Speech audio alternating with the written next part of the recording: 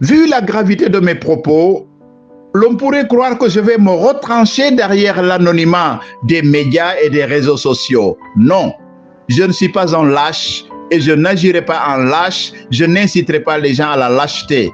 Je suis prêt à assumer mes propos, car c'est des propos qui ne visent qu'une et une seule chose: le respect de la vie humaine, le respect de tout le monde et le respect de la loi qui permet d'encadrer ce respect de la vie des gens. Donc, que la justice soit juste, que les forces de l'ordre fassent de l'ordre et pas dans les faces du désordre, que les forces de sécurité assurent la sécurité en vérité et pas en mensonge et pas en falsification. Celui qui vous tient ce discours-là, c'est moi-même et je suis bien le docteur Étienne Modou-Yat. Je ne me cache pas derrière l'anonymat des médias. Je suis le docteur Étienne Modou-Yat et je suis prêt à assumer les conséquences de mes propos, car je sais que mieux vaut vivre dans la justice que dans l'injustice. Mieux vaut mourir pour la justice que de vivre par l'injustice. Une vie qui n'est pas juste dans le rapport à soi-même, dans le rapport au semblable et dans le rapport à la transcendance est une vie indigne d'être vécue. Mes chers compatriotes sénégalaises et sénégalais, vous autres agents de l'ordre et de sécurité, je reviens en conclusion vers vous notamment qui êtes chargés d'exécuter des ordres. Sachez bien une chose, parmi vous, parmi les dirigeants notamment, il y a beaucoup de pervers pour qui la seule chose qui compte, c'est de faire carrière, c'est d'avoir une promotion. Qu'ils soient commissaires de police, qu'ils soient commandants de police, qu'ils soient gendarmes, qu'ils soient, quel que soit le grade de leur niveau de gendarmerie, ou qu'ils soient militaires, quel que soit leur grade, sachez bien que vous avez beaucoup de chefs qui sont pervers. Je ne dis pas que tous les chefs sont pervers, car ce serait mentir. Mais il y a beaucoup de chefs qui sont pervers, qui ne comptent que sur la promotion qu'ils peuvent obtenir en violant la loi, en violant leur mission, en violant le respect de la vie, en violant toute dignité.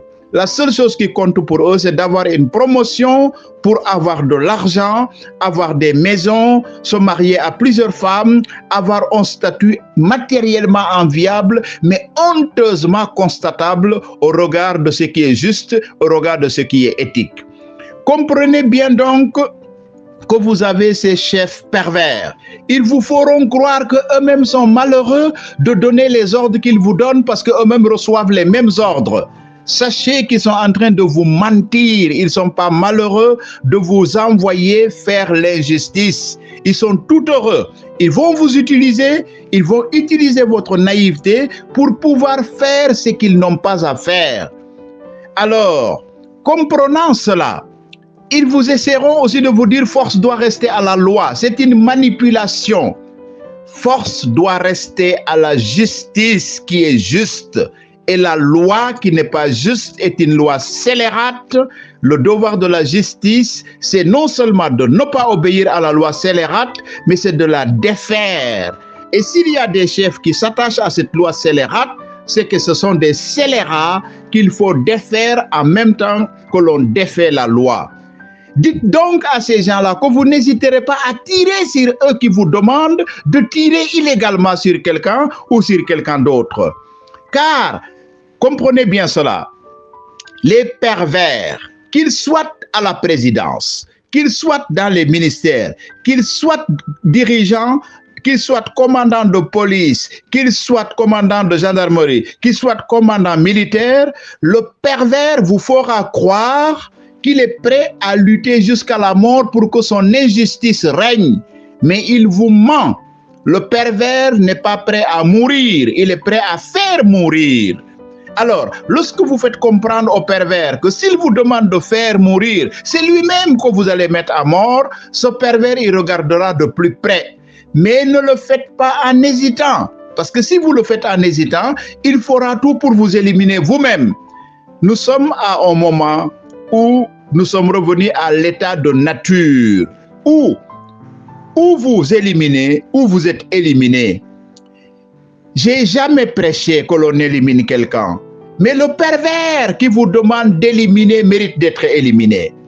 Le pervers qui vous demande d'éliminer mérite d'être éliminé. Et il est le seul à mériter d'être éliminé. Alors, agissez ainsi en toute rigueur et en toute vérité.